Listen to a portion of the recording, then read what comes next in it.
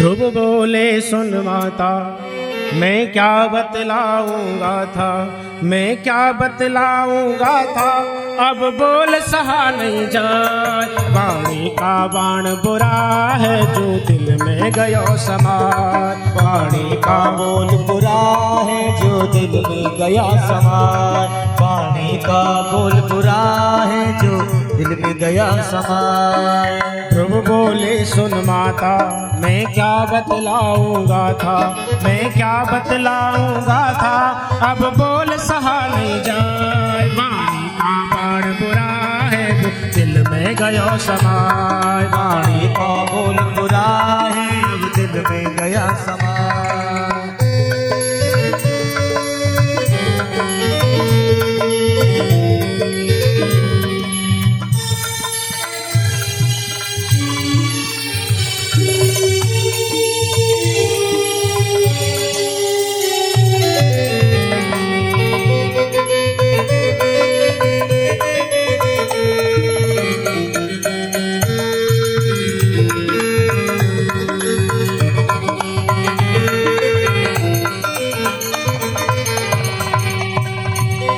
मौसी ने मुझसे दुर्वचन कहे हैं, मौसी ने मुझसे दुर्वचन कहे हैं, मेरी माता मुझसे नाजायज सहे हैं, ओ मेरी माता मुझसे नाजायज सहे हैं। जब पिता की गोदी धायो मौसी ने झटक गिरायो, जब पिता की गोदी आयो मौसी ने झटक गिरायो, गोदी का हक जब पाता मेरी कोख जन्म तू आता, गोदी का हक जब पाया मेरी कोख जन्म तू आता, उस परम पिता की माता गोदी दे बिठलाल। वाणी का बाण बुरा है जो दिल में गयो समार, वाणी का बोल बुरा है जो दिल में गयो समार, वाणी का बाण बुरा है जो दिल में गयो समार, वाणी का बाण बुरा है जो दिल में गयो समार।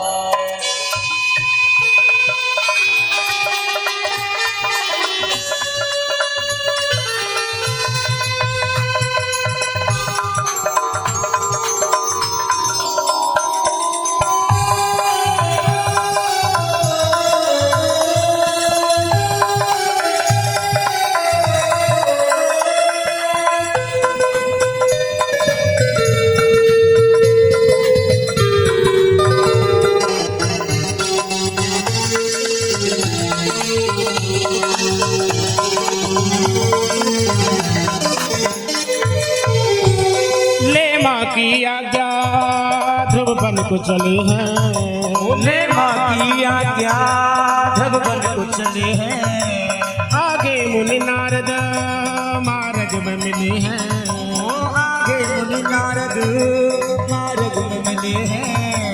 मुनि देख प्रणाम कियो है, मुनि देख प्रणाम कियो है, मुनि आशीर्वाद दियो है, ओ मुनि आशीर्वाद दियो है। ध्रुव ने सब हाल सुनायो, ध्रुव ने सब हाल सुनायो, मुनि ने गुरु मंत्र बतायो, मुनि ने गुरु मंत्र बतायो। दृढ़ निश्चय कर निर्भय हो तो प्रभु से ध्यान लगा, वाणी का बाण बुरा है जो दिल में गयो समार, वाणी का बाण बुरा है जो दिल में गयो समाए, का बाण बुरा है जो दिल में गयो समाए।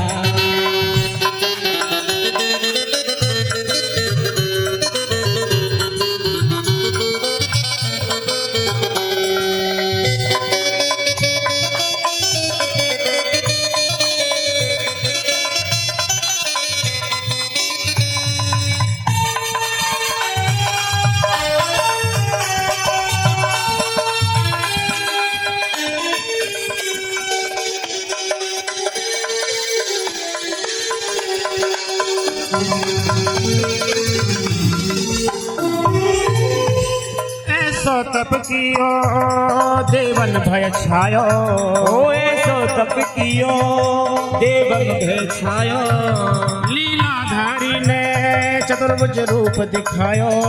ओ लीलाधारी ने चतुर्भुज रूप दिखायो। ध्रुव गोदी में बैठायो। ध्रुव गोदी में बैठायो। तेने भक्त अमर पद पायो। तेने भक्त अमर पद पायो। तुम राज संपदा पाओ। तुम राज संपदा पाओ। देह सहित स्वर्ग को आओ। देह सहित स्वर्ग को आओ। अमर नाम याद में जब सत रहो है छाय। पानी का बाण बुरा है मेरे दिल में गयो समाए।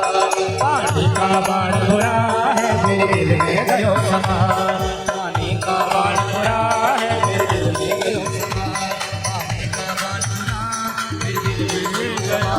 पानी का बाण बुरा है मेरे दिल में गयो समाए। पानी का बाण बुरा मेरे दिल में गयो समाए।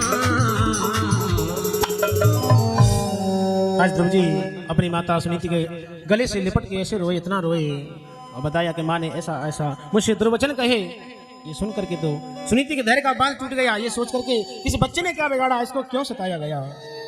लेकिन कहती बेटा किसी का अमंगल मत सोच लेना, क्योंकि हमने जो कर्म किए उस कर्म का फल हमको भोगना पड़ेगा। सुखस्य दुखस्य न कोपि दाता परो ददाति कुबुद्धि रेषा। सुख दुख क्या देने वाला कोई दूसरा है, ये ठीक नहीं। हमने जो कर्म किए हैं उसका फल हमको भोगना पड़ेगा। ध्रुव जी कहते माँ तुम्हें सौतेली माँ ने दुर्भगा कहा है, तुमको गाली दी है। तो माता कहती बेटा मैं अपने आप को कब सौभाग्यशाली मानती हूँ। अरे मैं हूं ही दुर्भगा, उसने कह दिया तो क्या हुआ। ध्रुव जी कहते माँ क्या बात है, तुम उनकी सारी बातों का समर्थन कर रही हो। माता कहती बेटा जो बात तेरी माता सौतेली माता ने बताई है वो बात तो आज तक मैं तुझे नहीं बता पाई। अगर बेटा तू मेरी बात मान ले तो मैं तुझे पिता की गोद में तो नहीं लेकिन उस परम पिता की गोद में अवश्य बैठा दूंगी। और एक बार अगर वह गोद मिल गई तो जीवन में कभी छिनेगी नहीं। अगर तुम्हें गोद चाहिए तो भगवान का भजन कर। तुरंत ध्रुव जी ने अपने सारे कपड़े उतार दिए, उतार करके मां के चरणों में प्रणाम किया। कहा मां मेरा अंतिम प्रणाम स्वीकार कर लो। कहा कि बेटा ऐसा क्यों बोलता है। कहा कि मां अगर भगवान ने दर्शन दिया तब तुम्हें वापस आऊंगा, अन्यथा वापस नहीं आऊंगा। आज के बाद तुम मेरा मुंह कभी नहीं देख पाओगे। माता कहती बेटा नहीं, तुझे अवश्य भगवान के दर्शन होंगे। माता ने ध्रुव जी को विदा किया। ध्रुव जी एक एक पग आगे बढ़ाते जा रहे हैं और उस पुत्र वत्सला मां की आंखों से आंसू टप टप करके गिर रहे हैं। भगवान से कहती है प्रभु आज मेरा नन्हा सा 5 वर्ष का बालक मेरे वचनों पर विश्वास करके आपकी शरण में आ रहा है। हे प्रभु इसको दर्शन दे देना। अंत में मां कहती है बेटा जा, मेरा आशीर्वाद तेरे साथ में है। दुनिया की कोई शक्ति नहीं जो तुझे इस मार्ग से विचलित कर दे। ध्रुव जी चले जा रहे हैं। जब जंगल में पहुंचे, इधर नारद जी पहुंचे तो देखा वाह देखो कैसे क्षत्रियों का तेज। आज सौतेली मां के दुर्वचनों को सुन करके और जंगल में आ गया भगवान को प्राप्ति के लिए। अरे देखो तो सही इसका वैराग्य किस कोटि का है। नारद जी पहुंचे, पूछा बेटा कहां जा रहे हो। कहा कि भगवान का भजन करने के लिए। भगवान का भजन करने के लिए। अरे बेटा माँ बाप अगर कुछ कह दें गुस्से में तो माँ बाप की बात का बुरा नहीं मानना चाहिए। अरे अभी तो तेरी खेलने कूदने की उम्र है। तो तुझे पता है जंगल में हिंसक जानवर घूमते, किसी की दृष्टि पड़ गई तो तुझे खा जाएगा। तो ध्रुव जी कहते हैं महाराज मेरी माँ का मेरा आशीर्वाद मेरे साथ में है, मुझे कोई छू नहीं सकता। और फिर मैं तो प्रतिज्ञा करके चलाऊं। देहम पातयामि वा कार्यम साधयामि वा, या तो अपने कार्य की सिद्धि करके रहूंगा नहीं तो देह का त्याग कर दूंगा। नारद जी कहते बेटा फिर जब तू बड़ा हो जाए तब आके भजन करना, अभी तेरी खेलने कूदने की उम्र है। जा कोई बात नहीं, चला जा। तुझे पता है जिन संतों के ऋषियों की हजारों वर्ष की आयु उम्र है और हजारों वर्ष से वो समाधि लगाए बैठे हैं, लेकिन फिर भी उनको भगवान का दर्शन आज तक नहीं हुआ। और तू 5 वर्ष का बालक क्या भगवान को प्राप्त करेगा। ध्रुव जी कहते हैं कि महाराज आप जो कह रहे हो ठीक कह रहे हो, बात सही है कि हजारों वर्ष की समाधि लगा के बैठे हैं लेकिन फिर भी दर्शन नहीं हो रहे।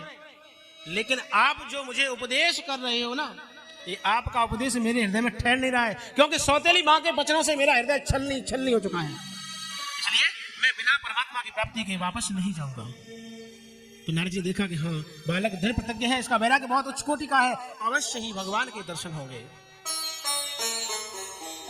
नारद जी कहते बेटा तेरी माँ ने जो मार्ग बताया बहुत अच्छा मार्ग है, लेकिन एक बात बता, तू भगवान को किस नाम से पुकारेगा, क्या कहेगा उनसे? तो ध्रुव जी कहते ये तो मुझे माँ ने बताया नहीं। तब उसी समय नारद जी ने ध्रुव जी को द्वासाक्षर मंत्र दिया है, ओम नमो भगवते वासुदेवाय। ये मंत्र दिया और कहा कि बेटा अगर श्रद्धा पूर्वक इसको जपा जाए तो 7 दिन के अंदर ही पुमान पश्यति खेचरान, आकाश मार्ग से चलने वाले जो सिद्ध गण हैं उनका दर्शन होने लग जाता है। और जाओ अब तुम मधुबन में जाओ और वहां जाकर के भगवान की तपस्या करना हो। और ध्रुव जी चले हैं मधुबन की ओर और नारद जी चले हैं उत्तानपाद की ओर। अब उत्तानपाद अपने महल में बैठे हैं और आत्मग्लानि से संतप्त हैं कि आज मेरा एक 5 वर्ष का बालक वो मेरी गोद में बैठने के लिए आया और मैंने उसको बिठाया नहीं, मैंने इस अपनी पत्नी के मुंह में आकर के इसके भय के मारे उस बच्चे को नहीं बिठाया। अब वो जंगल में चला गया, न जाने उसके ऊपर क्या बीत रही होगी, क्या कष्ट आया होगा, कहीं किसी हिंसक जानवर ने उसे शिकार तो नहीं कर लिया होगा, मैंने अपने धर्म का पालन नहीं किया। इस प्रकार सोच सोच करके उत्तानपाद आत्मग्लानि कर रहे थे। उसी समय पहुंचे नारद जी और नारद जी ने सारा रहस्य बता दिया कि राजन घबराओ नहीं, अब तो वह परमात्मा की प्राप्ति करके ही लौटेगा, तुम्हारा बालक सकुशल है। और ध्रुव जी आए मधुबन में, यमुना जी में स्नान किया और बालू में ही भगवान की थोड़ी मूर्ति बनाई और उसी में फल फूल पुष्प सब लेकर के उसकी पूजा की अर्चना की है। अर्चना करके एक फल खा करके यमुना जी का जल पी करके और भगवान की तपस्या में तत्पर हुए हैं। एक पैर के अंगूठे पर खड़े होकर के ध्रुव जी तपस्या करते हैं। पहले महीने में 3 दिन के बाद में फल खाते हैं, यमुना जी का जल पीते हैं और भगवान की तपस्या करते हैं। और तपस्या भी कैसी, आंखों से अश्रुपात होता है, शरीर में रोमांच होता है, विनती चलती है कि हे प्रभु मैं इस दुनिया का ठुकराया सताया हुआ, हे प्रभु यदि आप दीन बंधु हैं तो मेरा जैसा कोई दीन नहीं, अगर आप पतित पावन हैं तो मेरा जैसा कोई पतित पापी नहीं। प्रभु मैं कुछ पढ़ा लिखा हूं नहीं, मैं कुछ स्थिति जानता नहीं, लेकिन जैसे माँ बाप छोटे बालक की तोतली भाषा पर प्रसन्न हो जाते हैं, ऐसे प्रभु आप भी मेरी इस विनती पर प्रसन्न हो जाइए। दूसरे महीने में फल का भी त्याग कर दिया, यमुना जी का जल पीते हैं, सूखे पत्ते चबाते हैं 6 दिन के बाद में और यमुना जी का जल पी करके तपस्या करते हैं। तीसरे महीने में 9 दिन के बाद में अब पत्तों का भी त्याग कर दिया, यमुना जी का जल पीते हैं। चौथे महीने में जल का भी त्याग कर दिया और 12 दिन के बाद में एक बार श्वास ले लेते हैं। और 5वें महीने में प्राणवायु ब्रह्मांड में चढ़ा दिया और 6ठे महीने में तप का ऐसा तेज प्रकाशित हुआ कि सारे देवी देवताओं का प्राणवायु अवरुद्ध हो गया, चराचर प्राणियों का प्राणवायु अवरुद्ध हो गया। देवता घबरा गए और भगवान के पास पहुंचे और जाकर के कहते हैं नैवं विदामो भगवन् प्राणरोधम चराचरस्याखिल सत्त्वधाम्ना विदेहि तन्नो विजनात् मोक्षं तां त्वां शरण्यं शरणं शरण्यम। कहते हैं प्रभु नैवं विदामो, हम नहीं समझ पा रहे, जान नहीं पा रहे कि चराचर प्राणियों का प्राणवायु अवरुद्ध कैसे हो गया, ऐसा कौन सा योगी तप कर रहा है। भगवान ने कहा देवताओं घबराओ नहीं, अरे मेरा एक छोटा सा 5.5 वर्ष का बालक और तानपाद ने मई संगत आत्मा और तानपाद के पुत्र ध्रुव ने अपनी प्राणवायु को ब्रह्मांड की प्राणवायु में मिला दिया है, इसलिए मैं अब अपने भक्त का दर्शन करने के लिए जा रहा हूं। ये नहीं कहा कि मैं भक्त को दर्शन देने जा रहा हूं। भगवान मधुर वनम भृत्य दिदक्षयागतः, भगवान मधुवन में अपने भक्त का दर्शन करने की इच्छा से गए हैं और इतने शीघ्र दौड़े कि जैसे हाल की ब्याई गऊ जंगल से चल करके जब लौटती है तो हुंकार भरती हो जाती है, ऐसे भगवान दौड़े हैं। और ध्रुव जी के हृदय में भगवान का प्रादुर्भाव हुआ और जब ध्रुव जी ने भगवान की उस बाकी झांकी का दर्शन किया आनंद विभोर हो गए, लेकिन दूसरे ही क्षण भगवान ने वह झांकी अंतर्धान कर दी। और जैसे वह झांकी अंतर्धान हुई एकदम छटपटा करके ध्रुव जी ने नेत्र खोले तो क्या देखा कि सामने भगवान खड़े हैं। बोलिए भक्तवत्सल भगवान की जय। अब ध्रुव जी की एक इंद्री ललचा गई भगवान से मिलने के लिए। सिर चाहता कि भगवान के चरण में झुक जाए, नेत्र चाहते भगवान का दर्शन करते रहे, कान चाहते कि भगवान कुछ बोले मैं सुनूं, जीवा चाहती है कि मैं कुछ भगवान का गुणानुवाद करूं, भगवान की स्तुति करूं। तो ध्रुव जी ने सोचा कि और तो सारी इच्छाएं पूरी हो सकती हैं, लेकिन जो स्तुति वाली इच्छा है ये पूरी नहीं हो सकती। क्यों? क्योंकि मैं कुछ जानता नहीं, कुछ पढ़ा लिखा हूं नहीं। आज भगवान ने अपने भक्त के हृदय की बात को जाना और जान करके अपना जो शंख है पस्पश बालम कृपया कपोले जैसे कब्बों से लगाया, ध्रुव जी के हृदय में समस्त ज्ञान राशि अपने आप स्फुटित होने लगी है।